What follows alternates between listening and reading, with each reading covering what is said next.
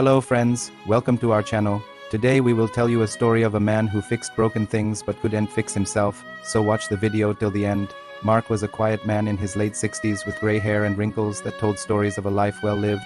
He owned a small repair shop filled with tools of all shapes and sizes. Mark loved his work. He had a gift for fixing broken things, be it a grandfather clock, a cherished family heirloom or a child's toy. For Mark, each object carried a piece of someone's story, and he took it upon himself to preserve those stories by restoring the broken items to their former glory. He had a regular clientele who knew of his exceptional skills and impeccable service. Word of mouth spread far and wide about the magical repair shop where an old man with gentle hands could breathe new life into broken objects. One day, a young woman named Emily entered Mark's shop. She held a music box close to her chest, its brass exterior dulled with age. The melody it once played had long been silent, a silence that mirrored the emptiness in Emily's heart since her grandmother's passing. "Can you fix it, sir?" she asked, her voice trembling slightly as she extended the music box towards the old man. Mark took the music box from Emily, his gnarled fingers gently caressing its surface as if awakening a sleeping creature. He nodded slowly, his eyes twinkling with the promise of a job well done. As Emily waited patiently, she noticed the walls of the shop adorned with countless pictures, each capturing a moment of joy between Mark and the people he had fixed the treasured items for. There were smiling children, nostalgic couples, and grateful families, each image a testament to the profound impact he had on their lives. Mark's quiet dignity and warm smile radiated genuine kindness. When he returned the fully restored music box to Emily, its cheerful tune echoing through the shop, she felt a surge of gratitude. As Emily left the store, she noticed a worn photograph hanging crookedly on the wall, almost hidden in the shadows. It depicted a younger Mark, his arm around a woman who mirrored his smile. Beside them stood a girl with pigtails and a boy with a gap-toothed grin. They were a picture of familial bliss. Intrigued, Emily decided to inquire. "About the photo, who are they?" she asked, gesturing towards the faded image. Mark's smile faltered slightly, his eyes clouding over with a deep sadness. He looked as though he were peering into a distant, painful memory. "My family," he whispered, his voice hoarse with emotion.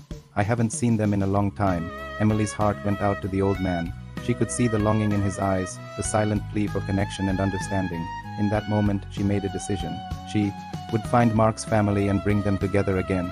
This was not just a task for her, it became a mission. Armed with the photograph and fueled by determination, she began her search. She scoured through old yearbooks, contacted local historians, and posted on social media platforms, hoping to cast the widest net possible. Meanwhile, back at the shop, Mark continued his work, his hands moving with a practiced grace as he mended a chipped porcelain doll. The quiet companionship of his work provided solace, a distraction from the ache in his heart that had only grown with the passing years. Weeks turned into months, and still there was no sign of Mark's family. Emily refused to give up. She revisited the shop, hoping to catch another glimpse of the enigmatic old man and perhaps glean some insight from him. Upon entering, she noticed the same worn photograph, and this time she saw something she had missed before. On the back, in Mark's familiar handwriting, were the names Clara, Robert, and Emily, with renewed determination. She decided to focus her search on those names, believing they might hold the key to finding Mark's long-lost family. She started by visiting the local cemetery, hoping to find a grave with the name Clara. To her surprise, she discovered a grave bearing the name Clara Bell, along with the dates of birth and death. What caught her attention was the inscription that read, "Beloved wife of Robert and mother of Mark." Overcome with emotion, Emily realized she had just found Mark's mother's grave. With trembling hands, she placed a single flower on the grave, whispering apologies for being so late. Suddenly, a voice startled her. "Can I help you?" An elderly gentleman stood beside her, his eyes filled with kindness. Emily explained what she was doing, and the man revealed himself to be Robert, Mark's brother. Overwhelmed with emotion, they embraced, tears of joy streaming down their faces. Robert shared that he had come to visit his parents' graves and had no idea Mark had been searching for him. Together, they decided to pay a surprise visit to the repair shop. As Emily and Robert approached the shop, they noticed a hand-painted sign hanging above the door. It simply said, "Closed for the day." Disappointment washed over them, but they resolved to return tomorrow. Little did they know, the shop remained closed for days. Concerned, they tried calling Mark's number, but it went straight to voicemail. Unwilling to wait any longer, they decided to enter the shop through the back door. To their horror, they found Mark lying on the floor, his face pale, a half-finished project abandoned on the workbench. Frantically, they rushed him to the hospital, where he was diagnosed with a heart condition that required immediate surgery. Emily and Robert were by his side throughout the ordeal, their bond strengthened by their shared family connection and admiration for the quiet man who had dedicated his life to mending not just broken objects, but also the broken pieces of people's hearts. The surgery was successful and Mark slowly regained his strength. When he awoke, he was greeted by the familiar, comforting sight of his beloved tools. But it was the presence of his newfound family that brought the most joy.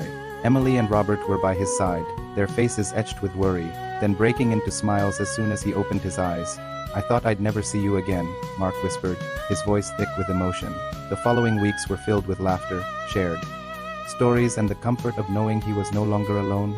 Mark's family, reunited after so many years, was a testament to the enduring power of love and connection. One sunny afternoon, as the three of them sat in Marky's shop surrounded by the comforting aroma of freshly brewed coffee, Emily asked Mark why he had kept the photograph hidden. "I was afraid," Mark confessed, his voice cracking slightly, "afraid of facing the pain of the past, afraid of the hurt it would cause." He paused, then continued, "But you, Emily, you showed me that the pain of the past doesn't have to define our present or future. You gave me the strength to confront my fears and embrace the possibility of happiness once again." As the sun dipped below the horizon, casting long shadows across the shop, they were joined by a young woman. She had rosy cheeks and sparkling eyes, a mirror image of the girl in the photograph. "Mark," she whispered, her voice filled with awe, "is it really you?" "I'm your daughter, Emily." Tears welled up in Mark's eyes as he embraced his daughter, the missing piece of his heart finally found. In that moment, surrounded by his loving family, Mark knew he was no longer just the old man in the repair shop. He was a father, a brother, a husband, a grandfather, and most importantly, he was loved. Friends, the old man didn't just fix other people's things, he also fixed their hearts, but he couldn't fix himself because he was too afraid to let anyone in. But when he was given a second chance at happiness, he didn't waste it.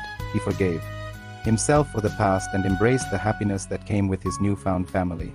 So friends, never lose hope. God has a plan for everyone, and sometimes that plan involves reuniting lost family members. That's all for today, friends. We hope you liked the video. If you want to hear more such stories, stay tuned. Thanks for watching.